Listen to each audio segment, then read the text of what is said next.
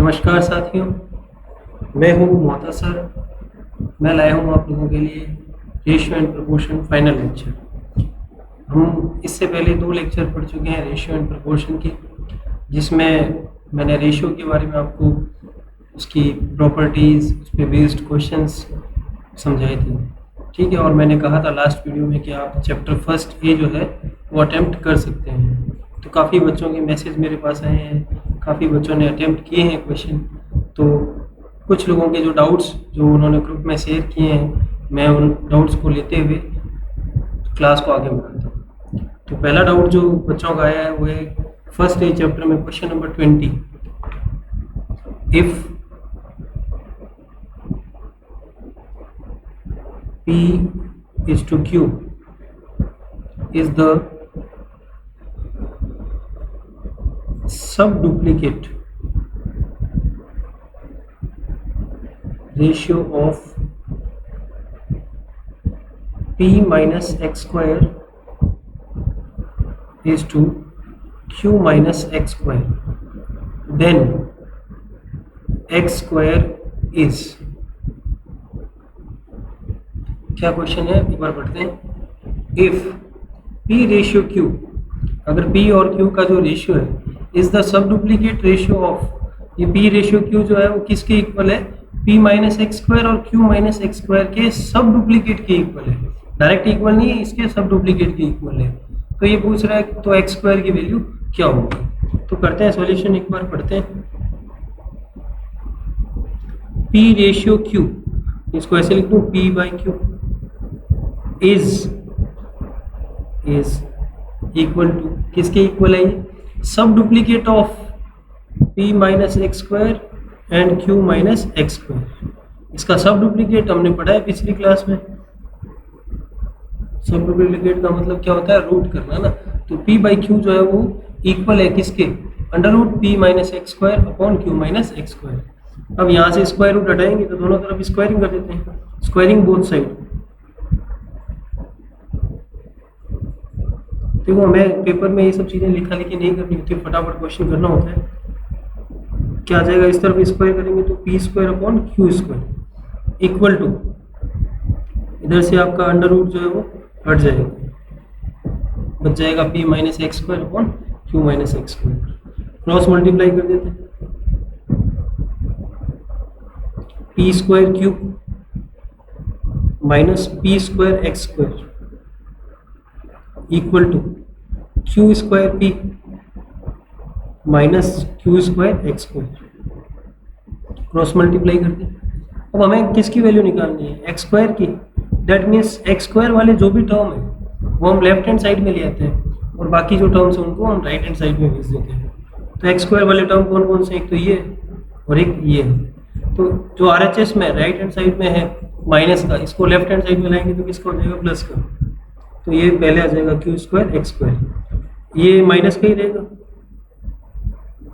Equal to Q square P minus P square Q। ये वाला जो है ना, इसको हमने RHS में ट्रांसपोज कर दिया।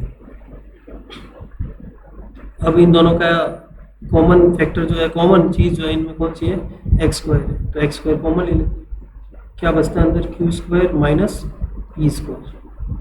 इन दोनों में अगर कॉमन देखें तो Q कॉमन है फैक्टर, P कॉमन फैक्टर है, तो PQ कॉमन ले लेते हैं। PQ कॉमन लेंगे तो Q स्क्वायर में Q का डिवाइड करेंगे तो यहाँ बचेगा Q, P कैंसिल आउट हो जाएगा।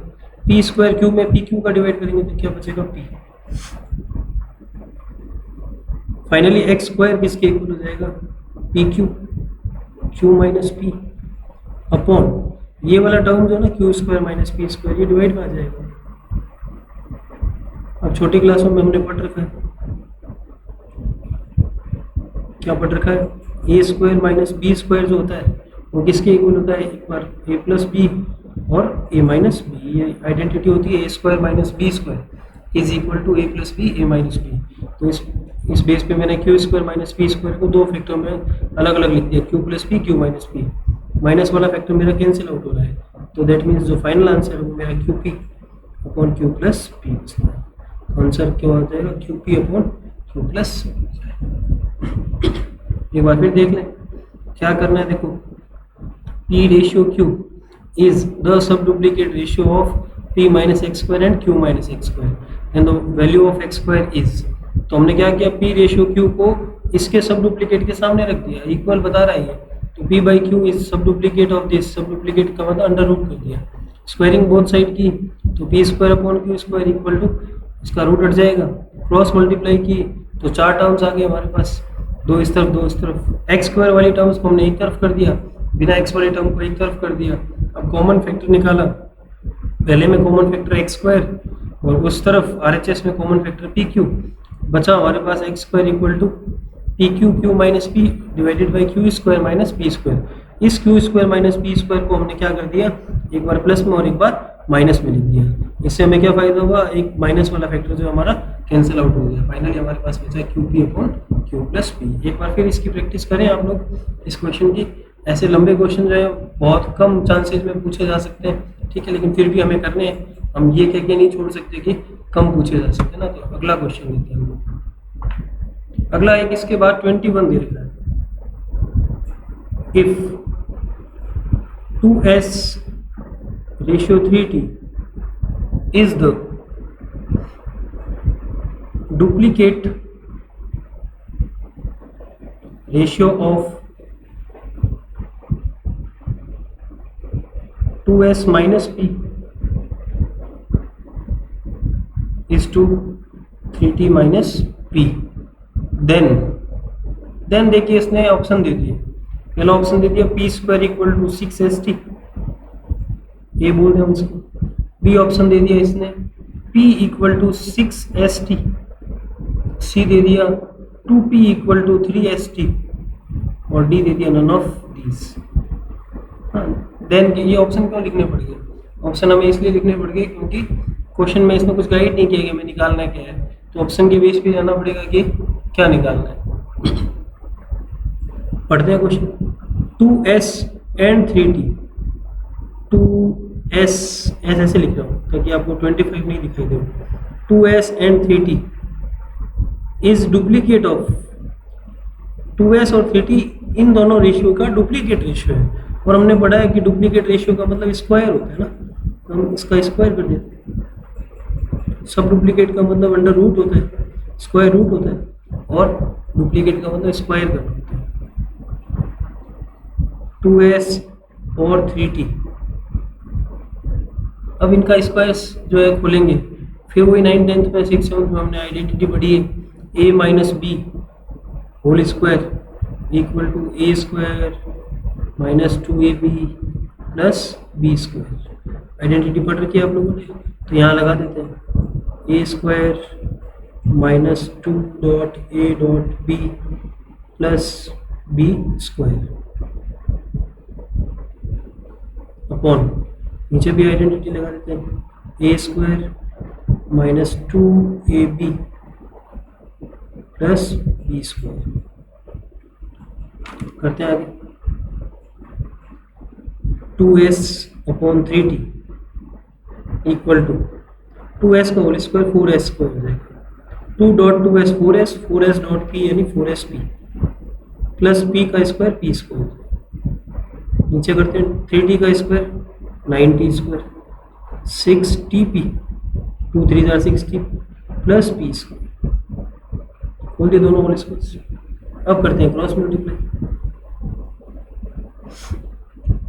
पहले 2s की कर दी, 2s की 9t स्क्वायर से करेंगे तो 18st स्क्वायर, 2s की 6tp से करेंगे तो 12stp प्लस 2s की p स्क्वायर से करेंगे तो 2sp square is equal to 4s square की 3t से करेंगे तो 12s स्क्वायर t, 4sp की 3t से करेंगे तो 12stp और 3t की p स्क्वायर से करेंगे तो 3tp स्क्वायर, ठीक है, ये हमने मल्टीप्लाई कर दिया। अब ये वाला फैक्टर माइनस 12stp और ये वाला माइनस 12stp दोनों तरफ माइनस के तो कैंसिल हो जाएंगे, क्योंकि इक्वल के इस तरफ ले जाएंगे, एक प्लस का हो जाएगा और एक माइनस का रह जाएगा, तो कैंसिल आउट हो जाएंगे। सर ये तो ठीक है। अब हमारा ऑप्शंस जो है ना उसमें तीनों लेफ्ट हैंड साइड p पे बता रहा है, तो हम भी p वाली टर्म एक तरफ कर लेते हैं, तो p वाली टर्म एक तो ये है हमारे पास,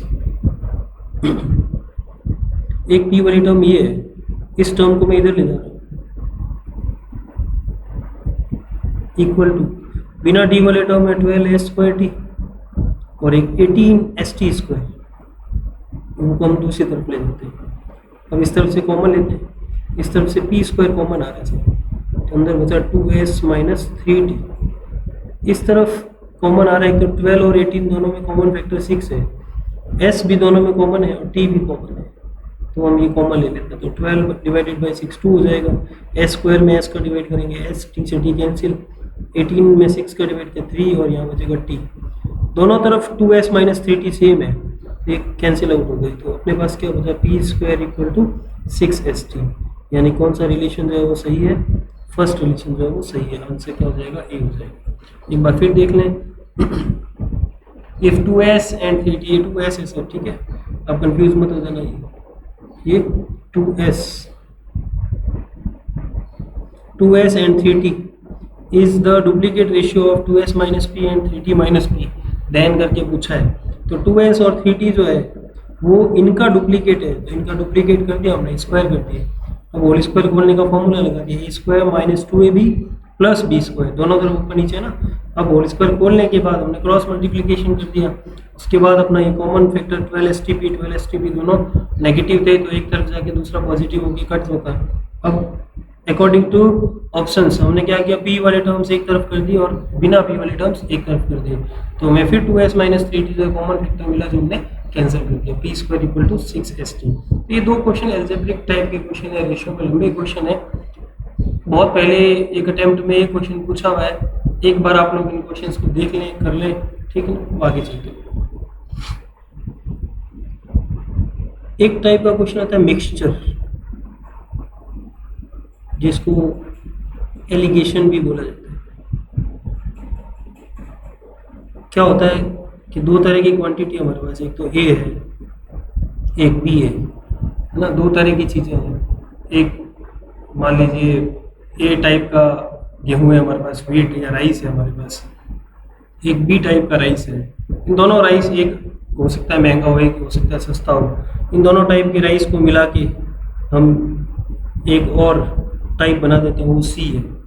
अब उसकी कोई कॉस्ट वॉस्ट हमें दी हुई होगी और हमसे पूछेगा कि ए और बी का रेशियो क्या है, या कुछ भी क्वेश्चन इस पर वो बना सकता है। तो मिक्सचर या एलिगेशन टाइप जब भी क्वेश्चन आए, तो उसके लिए एक बहुत शॉर्ट ट्रिक है, वो मैं आपको समझाता हूँ, बहुत मस्त ट्रिक है, तो आप उसको एक बार समझ लें।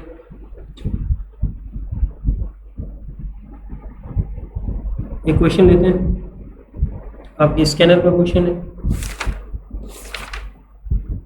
इन व्हाट रेशियो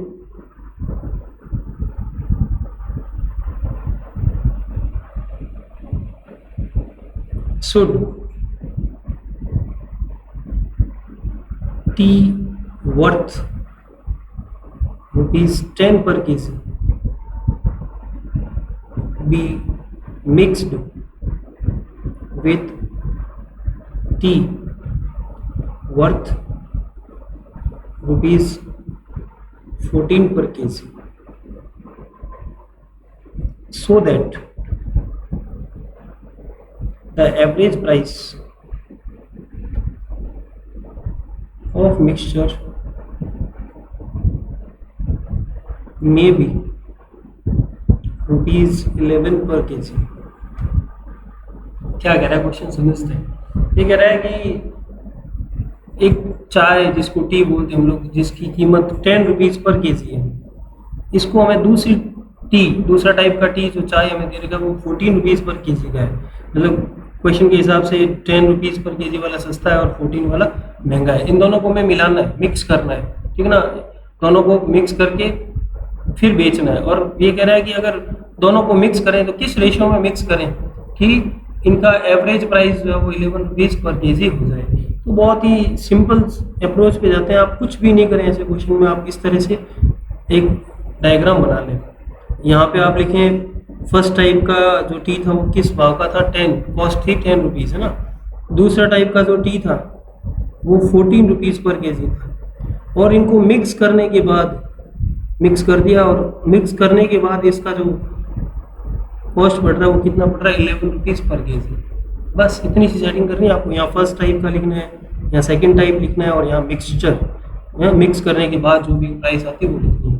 अब यहाँ एक कॉलम बना लो, यहाँ एक कॉलम बना लो, सब आपका आंसर आ गया। अब माइनस करो, है ना, 14 माइनस 11, ऐसे माइनस करना है, क्रॉस है ना, 14 माइनस 11, 14 माइनस 11 कितना हो गया, 3 हो गया।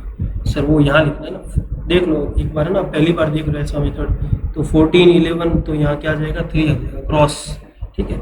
अब चूंकि अपने 14 में से 11 माइनस किया है, तो अब 11 में से कितना माइनस करेंगे हम, 10 माइनस करेंगे। अब यूँ चलेंगे, 11 माइनस 10 कितना आ जाएगा, 1 आ जाएगा साहब। इसका मतलब फर्स्ट जो भी टी है, फर्स्ट टाइप की जो भी टी है उसका रेशियो 3 होगा, और सेकंड टाइप की जो भी टी है वो 1 की रेशियो होगी। तो इसका जो मिक्सिंग रेशियो है वो 3:1 होगा। एक बार फिर समझ लें, क्योंकि ये बहुत काम आएगा आपके स्टैटिस्टिक्स में। बहुत सारे क्वेश्चन मीन के आएंगे, एवरेज मीन, कंबाइंड मीन जिसको हम लोग बोलते हैं, उसमें ऐसे बहुत सारे क्वेश्चन आएंगे जिसको मैं इसी तरीके से करवाने वाला हूँ, है ना। 10 रुपीज़ 14 रुपीज़ लिख के मिक्सचर का जो भी भाव है वो कॉस्ट हमने 11 यहाँ लिख दिया। अब क्रॉस घटाना है ना, अब आपके दिमाग में आएगा सर 10 में से कैसे 11 घटे। आप देखें बड़ी नंबर कौन सी, 14 से स्टार्ट हो जाइए, 14 माइनस 11 3 यहाँ लिख दिया हम लोगों ने, ठीक है। अब चूंकि हमने 14 में से 11 माइनस कर दिया, हम मिक्सर पे आए हुए हैं, तो 11 माइनस 10 करेंगे तो कितना हो जाएगा, 1 हो जाएगा। ऊपर वाला फर्स्ट जो है वो फर्स्ट के सामने 3 आ रहा है, दैट मीन्स फर्स्ट का रेशियो 3 है और सेकंड का रेशियो कितना है, 1 है। तो इनका रेशियो जो है 3:1, ठीक है। करते हैं नेक्स्ट क्वेश्चन। नेक्स्ट में एक क्वेश्चन यूं पूछा जाता है,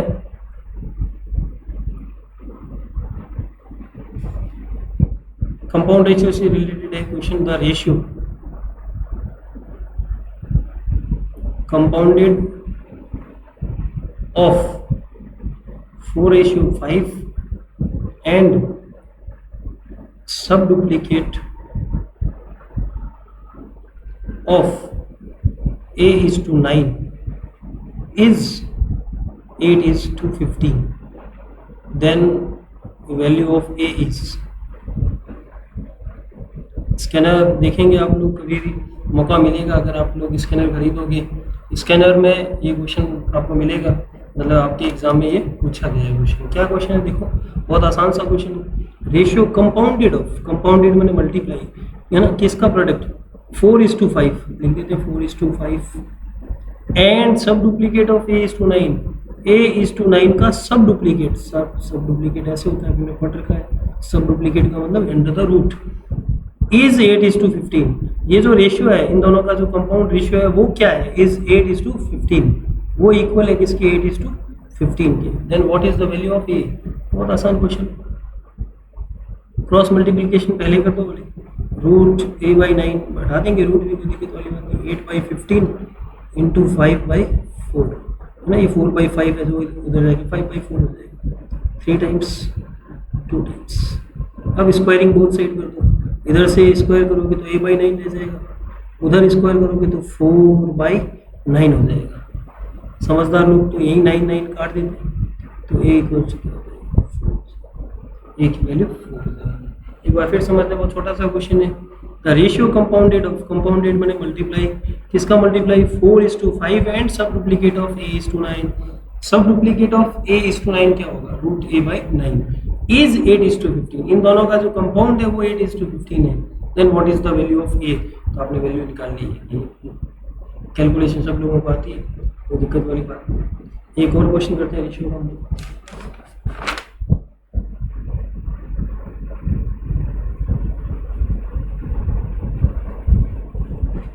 इन a mixture of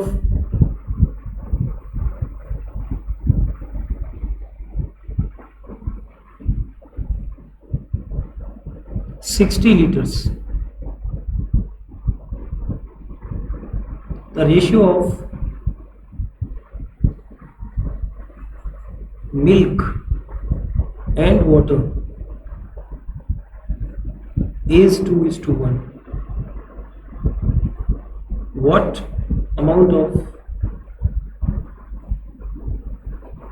water must be added to make the ratio 1:2? क्या क्वेश्चन है, समझ रहे हो? एक मिक्सचर है हमारे पास 60 लीटर्स का, 60 लीटर है ना, 60 लीटर का कोई मिक्सचर हमारे पास पड़ा है, ठीक है। उस 60 लीटर के मिक्सचर में वाटर और मिल्क का जो रेशियो है, उसमें जो मिल्क है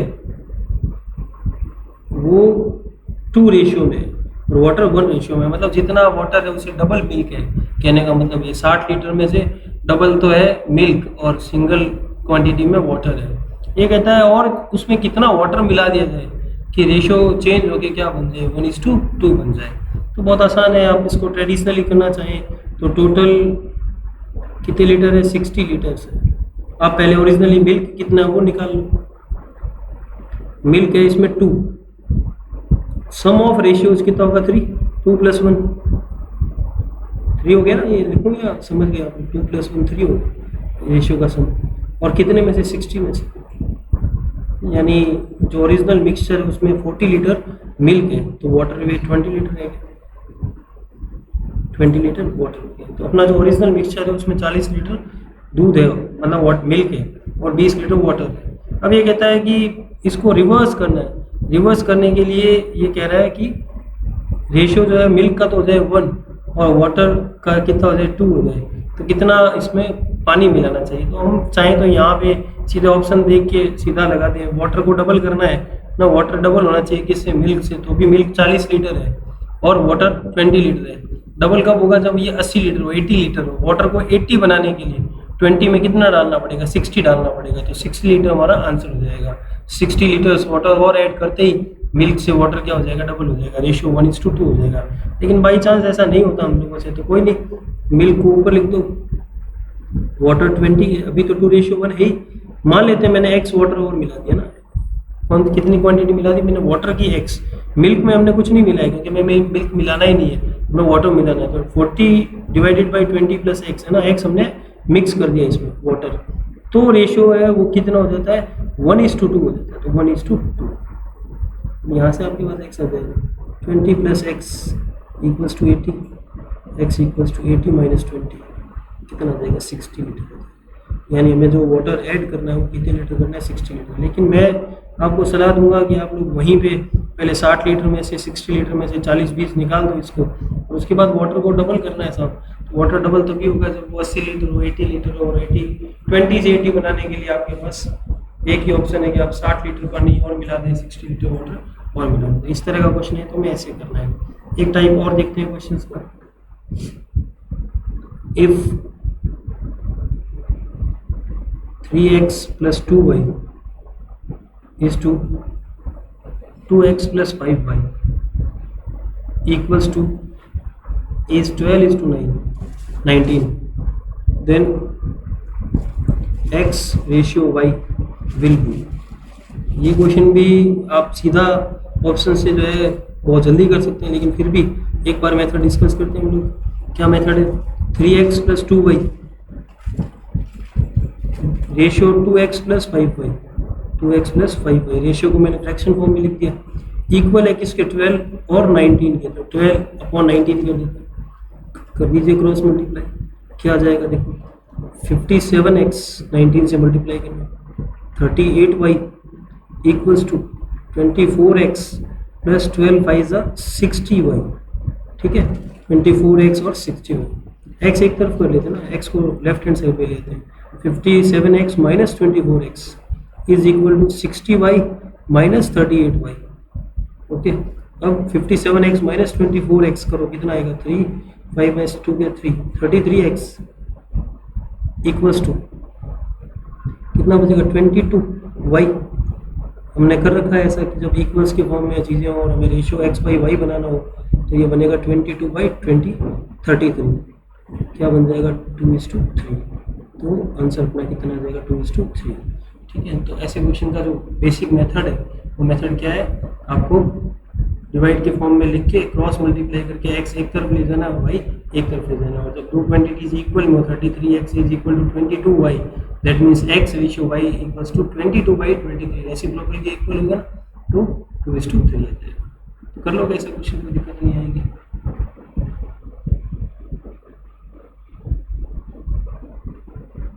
नेक्स्ट पे आते हैं।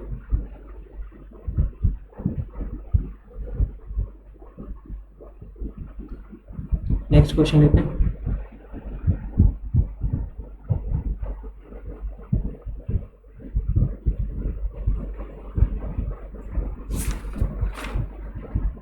अब आते हैं पहले प्रोपोर्शन को पहले थोड़ा शॉर्टली कर लेते हैं।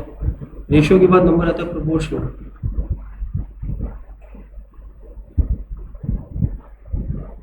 प्रोपोर्शन क्या चीज़ होती है? प्रोपोर्शन होती है अगर आपके पास चार क्वांटिटी है, ए बी सी और डी। चार क्वांटिटी है हमारे पास, ए बी सी और D.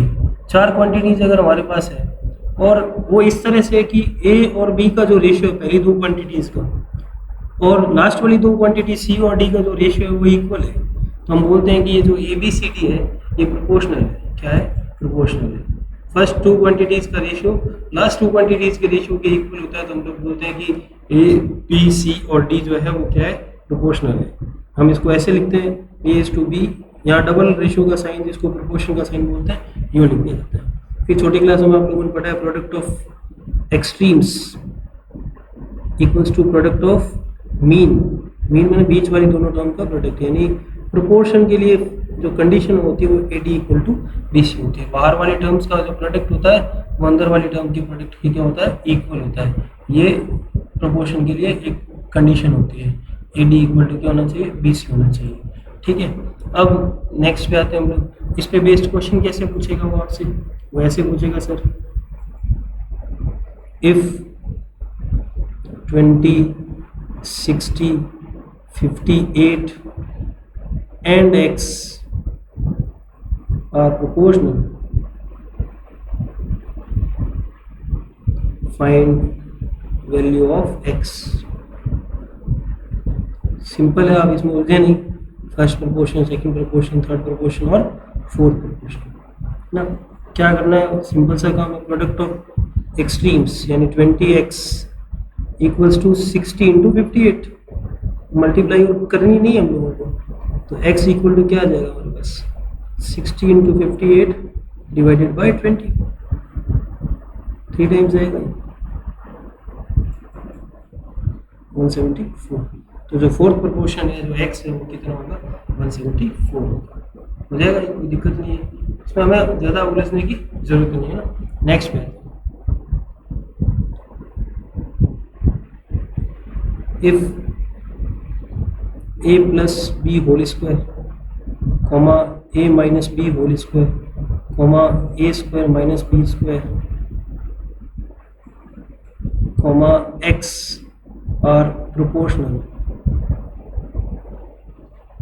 Find value of x। ये x फोर्थ प्रोपोर्शन है, फोर्थ प्रोपोर्शन। तो प्लेस वाइज आप काउंट कर सकते हो, इतने तो आप कैपेबल है। तो करते हैं, लिखते हैं इसको a plus B whole square ratio a minus B whole square. a first term, second term, third term के लिए प्रोपोर्शन का sign a square minus B square और फोर्थ टर्म की जगह x। ठीक है, product of extremes a plus B whole square dot x equal to product of interims. Interims भी बोलते हैं, मीन्स भी बोलते हैं, ऐसे लिखो। दैट मीन्स मेरा x जो है वो हो जाएगा a minus B whole square. इसको मैं बोल सकता हूँ, इसको मैं लिख सकता हूँ a plus B, A minus b है ना, a square minus B square को हम ऐसे लिख सकते हैं। डिवाइडेड में आ जाएगा, डिवाइड में आ जाएगा आपका a प्लस बी का होल स्क्वायर। आप कुछ काट सकते हैं a प्लस बी से, एक a प्लस बी आपका कैंसिल हो जाएगा।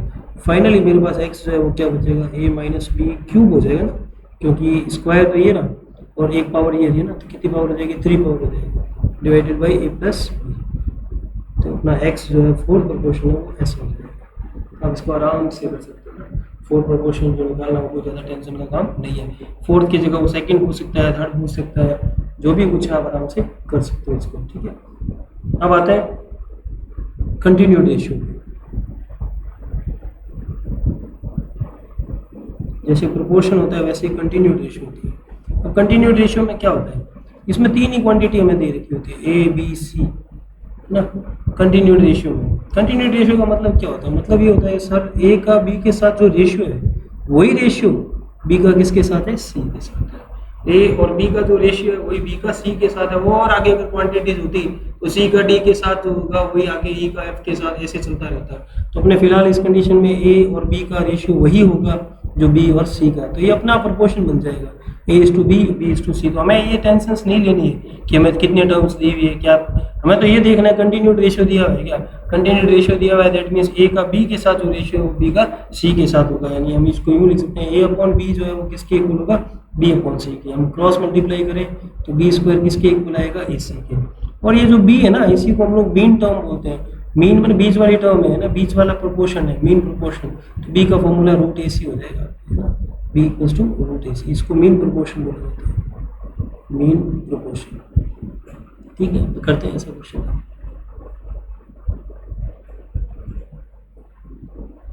5, 10, 20 दे रखे हैं, क्या ये कंटिन्यूड रेशियो है क्या, चेक करना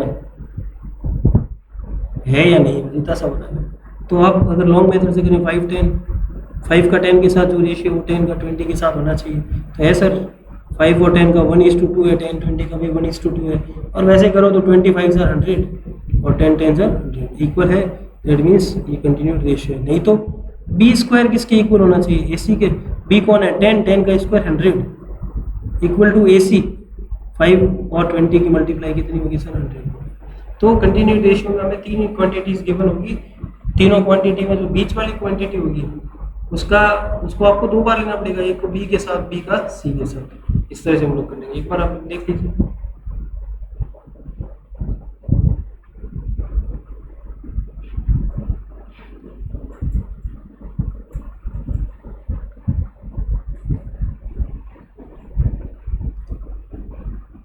find third ratio of, third proportion of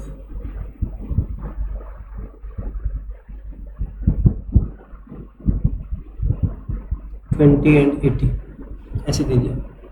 तो क्या है, कोई दिक्कत वाली बात नहीं। थर्ड को आप क्या मान लो, एक्स मान लो। 20 का 80 के साथ वही रेशियो होगा जो 80 का किसके साथ होगा, एक्स के साथ होगा। क्या हो जाएगा sir, 20x equals to 80 into 80, that means x equals to 80 into 80 divided by 20, कितना हो जाएगा 320।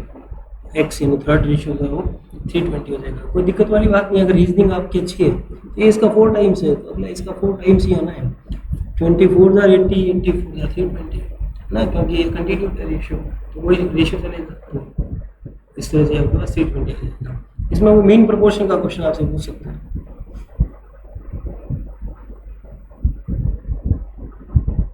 मीन प्रोपोर्शन जिसको हम लोग बी बोलते हैं, ऐसे पूछ लेगा, find mean proportion of 25 and 64। कायदे से तो क्या होता है, 25 और 64 के बीच वाला प्रोपोर्शन हमें निकालना है। तो अकॉर्डिंग टू कंडीशन अभी हमने पढ़ा है, कंटिन्यूड रेशियो की कंडीशन क्या होती है, B square equal to A C. B X का square equal to 25 into 64, X equal to root of 25 into 64, 5 into 8।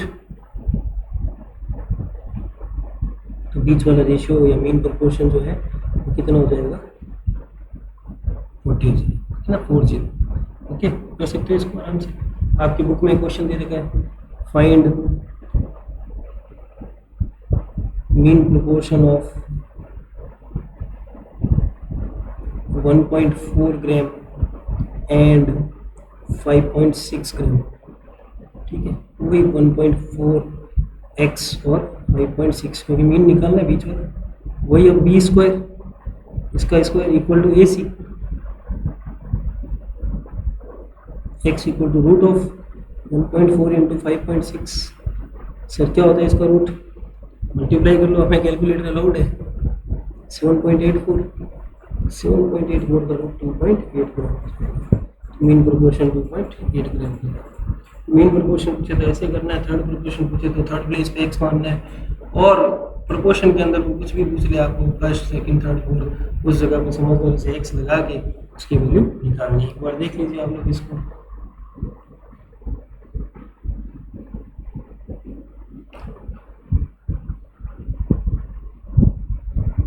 Next करते हैं।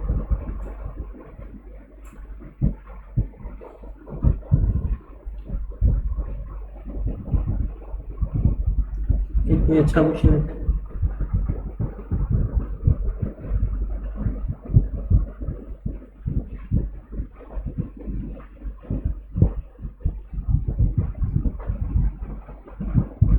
A ratio of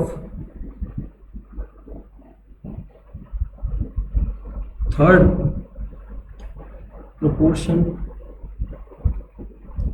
of 12,30 to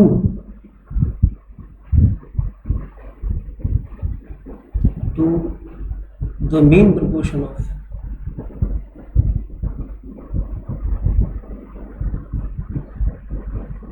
9,25 is the ratio। एक ratio निकालना है किसका? Third proportion of 12,30। इसको आप एक क्वेश्चन माने, थर्ड प्रोपोर्शन ऑफ 12,30, इसका थर्ड प्रोपोर्शन x मान लो। अब क्या फॉर्मूला बनाएंगे? 12, 30, 30 और x। 12x equals to 900, 13 to 30, x equal to 900 divided by 12। 12 7 जार 84 और कितना रहेगा 60 एंड 12 5 जार 60 यानी 75। यानी पहले क्वेश्चन थर्ड प्रोपोर्शन ऑफ 1230 का answer 75 and mean proportion of 9 and 25। Mean proportion of 9 and 25 अभी बताया था। मीन प्रोपोर्शन बीच वाला होता है, तो बीच वाला एक बार x मान लो। अब वो वहाँ x मानना है तो ऐसे कोई प्रॉब्लम नहीं है, हमें कोई हमारा मुंह नहीं पकड़ेगा या हाथ नहीं पकड़ेगा कि ऊपर x माना तो यहाँ नहीं मानना। x square equal to 9 into 25, x equals to root 9 into 25, 15 आ जाएगा ना, 225 का रूट। अब ये अगर इन दोनों के बीच का रेशियो, दोनों आंसर्स का रेशियो, तो रेशियो क्या हो जाएगा सर? पहले का आंसर आया था 75, दूसरे का आया था 15, 15 5 जार 15 1 जार, आंसर 5:1। अब किसी को यहाँ x मानने से दिक्कत होती है ना, तो वही मान लेना। नेक्स्ट में आते हैं, ये बहुत है ऐसे थर्ड प्रोपोर्शन, सेकंड प्रोपोर्शन, ये आप आराम से कर सकते हो। अब आते हैं प्रॉपर्टीज ऑफ प्रोपोर्शन। प्रोपोर्शन में क्या क्या प्रॉपर्टीज होती है, एक बार शॉर्टली करते हैं इनको, क्योंकि ये एक्चुअली 12th क्लास के काम की है। 12th क्लास में अगर आपके पास मैथमेटिक्स है, आपको कोई चीज़ प्रूव करनी है, तो ये आपके काम की है। फिलहाल हमारे काम की सिर्फ छोटे क्वेश्चंस में आ सकती है, तो एक बार फटाफट समझा देता हूँ आप लोगों को।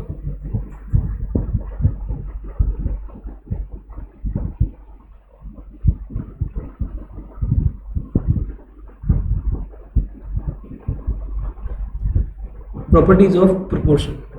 हम मान लेते हैं कि हमारा a बाई बी जो है वो किसके इक्वल है? c बाई डी के। यानी a और b का जो रेशियो है वो किसके इक्वल है? c और d के रेशियो के इक्वल है। ये प्रोपोर्शन है ना, a ratio b equals to c ratio d, ये प्रोपोर्शन है। इसके लिए आप एक एग्जांपल फिक्स कर लें, 10 और 20 है ये, और ये मान लो 50 और 100 है। ठीक है, छोटा मानना चाहो 50 100 की जगह आप कुछ और मानना चाहो तो आप और कुछ मान 15 30 मान, कैलकुलेशन कम हो जाए। ये दो रेशियो इक्वल है, ए बी सी डी है, ये भी 1/2 है, ये भी 1/2 है। क्या क्या प्रॉपर्टीज बन सकती है? पहली प्रॉपर्टी, अगर मैं दोनों तरफ इन्वर्स कर दूं रेशियोज का, ए रेशियो बी को मैं बी रेशियो ए लिख दूं और उस तरफ मैं डी रेशियो सी लिख दूं ना, इधर भी मैंने इन्वर्स कर दिया, उधर भी इन्वर्स कर दिया, दोनों तरफ रेशियो इन्वर्स कर दिए ना, तो इधर बन गया b बाई ए और इधर बन गया d बाई सी। तो अगर दोनों तरफ हम इन्वर्स वाली प्रोसेस कर रहे हैं तो रेशियो तो इक्वल ही आएंगे। आप करके देख लो, 20/10 और 30/15, ये भी 2:1 हो जाएगा, ये भी 2:1 हो जाएगा। तो एक सीधी जनरल नॉलेज की बात है कि अगर दो रेशियो इक्वल है तो उनके इन्वर्स रेशियो भी क्या होंगे? इक्वल होंगे। और जब हम ये वाला प्रोसेस करते हैं, जब हम रेशियोज को इन्वर्स फॉर्म में लिखते हैं दोनों तरफ, तो इस प्रोसेस को इन्वर्ट टेंडो बोलते हैं। क्या बोलते हैं इसको? इन्वर्ट टेंडो। तो इन्वर्ट टेंडो का मतलब है दोनों तरफ के रेशियोज को उल्टा करना। प्रोपोर्शन में तो दो रेशियो दिए हुए हैं, दोनों तरफ वाले दोनों को उल्टा कर देते हैं। इसका क्वेश्चन क्या पूछेगा? If p/4 equals to q/5 then invertendo is, क्या होगा इन्वर्ट टेंडो? रेसिप्रोकल उल्टा कर दो, 4/p इक्वल टू 5/q, ये इन्वर्ट टेंडो हो जाएगा। या तो ये पूछेगा, या वो कहेगा कि if x by 6 equals to y by 7 there implies 6 by x equal to 7 by y। अगर ऐसा कर दिया तो इस प्रोसीजर का नाम पूछेगा वो आपसे, और अगर इस प्रोसीजर का नाम पूछे तो क्या लोगे आप, इन्वर्ट एंडो। तो बहुत सिंपल सी बात है, या तो वो इन्वर्ट एंडो करवाएगा आपसे और वो या इन्वर्ट एंडो नाम निकलवाएगा आपसे। तो आप दोनों में से देख लेना क्या क्वेश्चन वो पूछ रहा है आपसे, कर लेंगे इसको। इन्वर्ट एंडो को मतलब दोनों चीज़ों को उल्टा कर देते हैं। दूसरा, if a by b equal to c by d then अगर b को c से बदल दिया जाए, है ना, b और c को आपस में इंटरचेंज कर दें या a और d को आपस में इंटरचेंज कर दें, तो कोई फर्क नहीं पड़ेगा। क्यों? क्योंकि अभी हमने पढ़ाया कि प्रोपोर्शन क्या होता है, ad equal to bc। Proportion में हम यही करते हैं ना, क्रॉस मल्टीप्लाई करते हैं या प्रोडक्ट ऑफ एक्सट्रीम्स करते हैं, तो प्रोडक्ट ऑफ एक्सट्रीम से ad होता है और प्रोडक्ट ऑफ मीन्स bc होता है ना, bc। अगर a और d को आपस में बदल दे तो प्रोडक्ट तो चेंज होगा ही नहीं, है ना, d इंटू ए या a इंटू डी वही रहना है, b इंटू सी या c इंटू बी वही रहना है। तो अगर b को c से बदल दिया जाए या a को d से बदल दिया जाए तो ये जो प्रोसीजर होता है, इस प्रोसीजर से रेशियो पे कोई इफेक्ट नहीं पड़ता, प्रोपोर्शन पे कोई इफेक्ट नहीं पड़ता, और इसको अल्टरनेटो बोलते हैं। क्या होता है, देखो a b की जगह पे मैं c ले आता हूँ और c की जगह पे मैं b ले जाता हूँ ना, इनको मैंने इंटरचेंज कर दिया इसमें। ये वाला जो प्रोसीजर है इसमें भी ad इक्वल टू क्या आएगा, bc आएगा। इस प्रोसीजर को अल्टरनेटो बोलते हैं। तो अल्टरनेटो प्रोसीजर क्या है कि या तो a को d से बदल दीजिए या b को c से आपस में इंटरचेंज कर दीजिए, तो भी आपके ad equal to bc relation में कोई फर्क नहीं पड़ेगा, है ना। आप एग्जांपल से भी कर सकते हैं, लेकिन इतना प्रूव करने की हमें जरूरत नहीं है। आप सीधा याद करो ना कि b और c को इंटरचेंज किया जा सकता है और d को इंटरचेंज किया जा सकता है, और अल्टरनेटिव टर्म्स हम चेंज कर रहे हैं, इंटरचेंज कर रहे हैं, इसको अल्टरनेटिव बोलते हैं। थर्ड पे आते हैं, if a by b equal to c by d। Maths में हम पढ़ते हैं छोटी क्लासों से कि अगर दो साइड्स इक्वल है और दोनों तरफ सेम नंबर ऐड कर दी जाए या सब्ट्रैक्ट कर दी जाए तो रिजल्ट पे कोई इफेक्ट नहीं पड़ता ना। जैसे मेरे पास 10 रुपीज़ है और दोस्त के पास भी 10 रुपीज़ है, यानी इक्वल रुपीज़ है, और मैं इस तरफ 2 रुपये बढ़ा दूँ, इस तरफ भी 2 रुपये बढ़ा दूँ, तो भी दोनों चीज़ें क्या रहनी, बराबर ही रहनी है ना, 12 12 है ना, इक्वल रहेगी। तो मैं दोनों तरफ ऐड 1 कर रहा हूँ, एडिंग 1 बोथ साइड, मैं दोनों तरफ एक एक जोड़ रहा हूँ।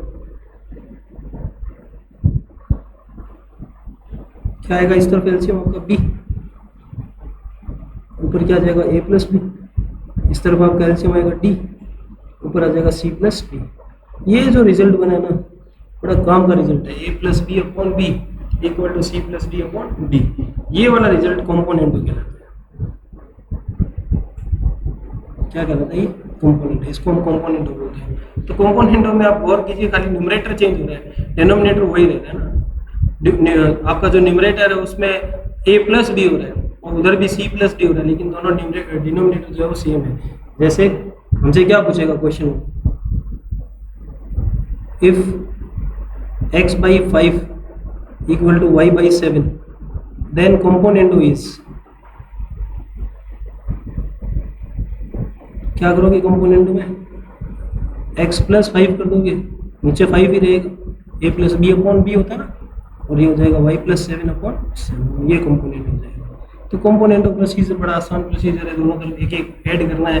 तो आपका फाइनल, हमें 1 ऐड करना है, ये सब याद नहीं रखना, हमें तो फाइनल रिजल्ट याद रखना है, a plus b upon b equal to c plus d upon d, है ना, ये कंपोनेंट होता है। इसी तरह एक डिविडेंड होता है।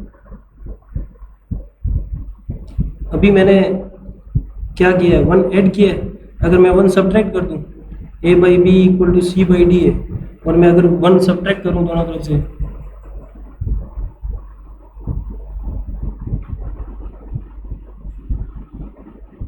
सब्ट्रैक्टिंग 1 बोथ साइड, क्या आ जाएगा मेरे पास,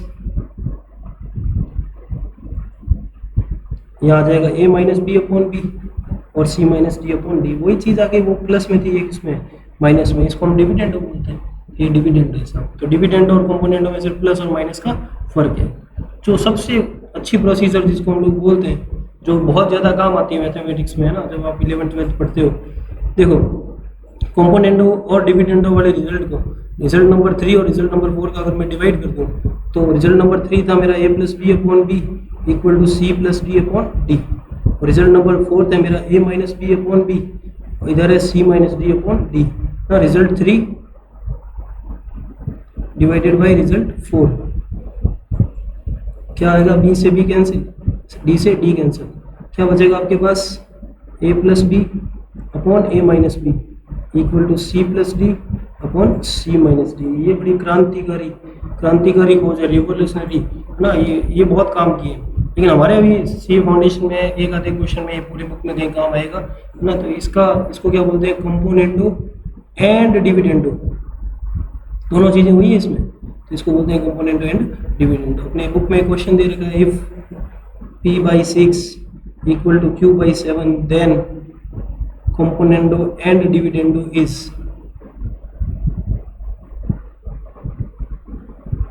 तो इसमें componendo and dividendo लगाना है तो ऊपर componendo लगेगा, नीचे dividendo लग जाएगा, ऊपर componendo पे q+7 नीचे q-7, ये हो जाएगा componendo and dividendo। तो ये लगाना सीखना है आप लोगों को ना, a plus b upon a minus b equal to c plus d upon c minus d. इसमें अपनी तरफ से खोज नहीं करनी कि a माइनस बी ऊपर लिख देते हैं a प्लस बी, इसका भी इन्वर्स कर देते हैं, नहीं वो बात की बातें हैं ना, जो आपका स्टैंडर्ड रिजल्ट है उसमें वो नहीं आता, इसमें कंपोनेंट एंड डिविडेंड ही आएगा आपके पास, ठीक है। Next, if a by B equal to C by d, जो चल ही रहा है हमारा, इसमें अगर हम न्यूमरेटर्स को जोड़ दें और डिनोमिनेटर्स को जोड़ दें तो भी रेशियो वही रहेगा, a प्लस सी और b प्लस डी का रेशियो वही होगा जो a बाई बी और c बाई डी का। आप देख लीजिए कोई भी 4/8 है, 5/10 है, इक्वल है ना 1/2 1/2। अगर मैं ऐड करूँ 5 + 4 9 और 8 + 10 18, ये भी 1/2 ये भी 1/2 ये भी 1/2, यानी जो रेशियोज हैं वो उनका अगर न्यूमरेटर्स का सम कर दिया जाए और डिनोमिनेटर्स का सम कर दिया जाए तो भी वो रेशियोज इक्वल ही रहते हैं। और इस प्रोसीजर को एडेंडो बोलते हैं साहब, एडेंडो, क्या बोलते हैं इसको, एडेंडो। याद रखना एडेंडो प्रोसीजर में क्या होता है, एनआर में जुड़ता है, मतलब न्यूमरेटर में जुड़ेगा और डिनोमिनेटर में जुड़ेगा, फिर भी रेशियो क्या रहेगा, इक्वल रहेगा। और लास्ट जो प्रॉपर्टी आती है a by B equal to C by D, then a minus C और b माइनस डी, अगर माइनस करते हैं तो भी रेशियो क्या रहेगा, इक्वल रहेगा। इसको सब्ट्राहेंडो बोलते हैं, क्या बोलते हैं, सब्ट्राहेंडो। एडेंडो का रिवर्स हो गया, प्लस है ये माइनस है, तो इसको सब्ट्राहेंडो बोलते हैं। एक बार मैं फटाफट से रिवाइज करवा देता हूँ इनको, आप लोगों को ज़्यादा इनको दिमाग में बिठाने की ज़रूरत नहीं है, एक बार बस आपको प्रॉपर्टी पढ़नी है। 2-3 क्वेश्चन दे रखे हैं छोटे छोटे से, वो इनसे ही हो जाएंगे। अगर हमारा a बाई बी किसके इक्वल है, c बाई डी के इक्वल है, जैसे 10/20 15/30 के इक्वल है, तो इनका रिवर्स करने पर है ना, इन्वर्स करने पे b by A equal to D by C होगा। इस प्रोसीजर को क्या बोला जाता है, इन्वर्टेंडो। इन्वर्टेंडो लगा के देखते हैं, अगर हमें क्वेश्चन दे दे p/4 और q/5 इक्वल है तो इन्वर्टेंडो क्या होगा, तो 4/p इक्वल टू 5/q होगा। या वो यूँ कहते हैं कि if x/6 equal to y/7 there implies 6/x equal to 7/y, तो इस प्रोसीजर को क्या बोलेंगे, इन्वर्टेंडो बोलेंगे। अल्टरनेंडो क्या होता है, a बाई बी अगर c बाई डी के इक्वल है तो ad किसके इक्वल होगा, bc के, ad इक्वल टू bc। ये तो हमें पता ही है, ये किसकी प्रॉपर्टी है, प्रोपोर्शन की प्रॉपर्टी है, a into D equal to b into सी।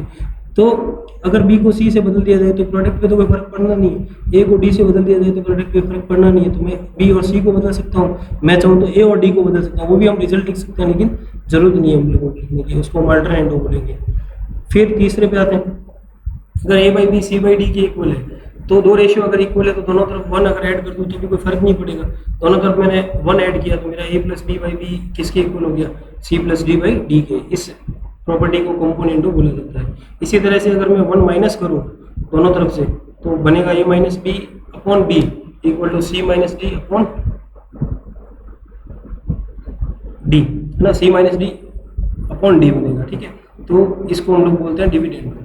अगर मैं रिजल्ट 3 का रिजल्ट 4 में डिवाइड कर दूँ, कंपोनेंटो का डिविडेंडो में अगर डिवाइड कर दूँ, तो अगर मैं ऐसा डिवाइड करता हूँ तो मेरा b कैंसिल, डी कैंसिल, तो मेरे पास a प्लस बी और a माइनस बी बचेगा और c प्लस डी और c माइनस डी बचेगा। तो इस प्रोसीजर को, ये बड़ा अच्छा प्रोसीजर है, काम आता है, कंपोनेंटो एंड डिविडेंडो बोला जाता है। जैसे p/6 q/7 के इक्वल है तो कंपोनेंटो डिविडेंडो लगाना सीख लो। p/6 को लिख देंगे b plus 6 upon b minus 6, उसको लिख देंगे q plus 7 upon q minus 7। इसी तरह अगर a by b c by d के इक्वल है तो न्यूमरेटर्स का सम a प्लस सी और डिनोमिनेटर्स का सम अगर और भी होते तो भी हम जोड़ सकते थे, अभी तो मैंने दो ही लिए एग्जांपल में, तो ये भी इक्वल होंगे, वही रेशियो रहेगा इनका, जैसे 4 प्लस 5 9, 8 प्लस 10 18, फिर भी रेशियो 1:2 ही रहेगा, एडेंडो रहेगा, इसको एडेंडो बोलेंगे। इसी तरह अगर मैं माइनस कर दूँ तो इसको हम क्या बोलेंगे, सब्ट्राइंडो बोलेंगे। ठीक है, तो ये प्रॉपर्टीज ऑफ प्रोपोर्शन है। अब इस लेक्चर में हमने क्या क्या पढ़ा है, कुछ डिफिकल्ट क्वेश्चन देखे थे हमने रेशियो के। आप लोग अब अगर आईसीआई जो है देखते हैं तो फर्स्ट ए और फर्स्ट बी पूरी कर सकते हैं ना, फर्स्ट ए और फर्स्ट बी आप लोग पूरा कीजिए, एक एक क्वेश्चन कीजिए, उसका उसके एग्जांपल्स कीजिए, आगे इलस्ट्रेशंस में जो दे रखे हैं वो भी कीजिए। अगर फिर भी डाउट्स आते हैं तो आप मुझे या समर्थ क्लासेस के जो भी ग्रुप है उसमें शेयर कीजिए, मैं अगले लेक्चर में वो ले लूँगा। ठीक है, मैं कोशिश करूँगा कि अगला लेक्चर में अब किसी और टॉपिक में मिलूँ। ठीक है, तो सुनने के लिए, देखने के लिए बहुत बहुत धन्यवाद, थैंक यू। ठीक, बाय।